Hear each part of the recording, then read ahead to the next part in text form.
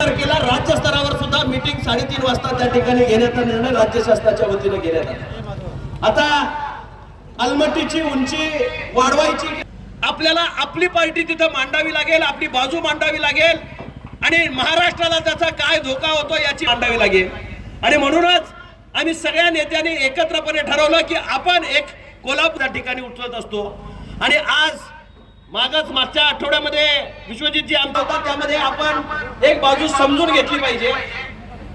आम्ही सगळी मंडळी, मी या ठिकाणी आपल्याला सांगू इच्छितो, अलमट्टीचं पाणी विसर्ग झाल्याशिवाय, तो तुंब गेल्याशिवाय पाणी पुढे जात नाही।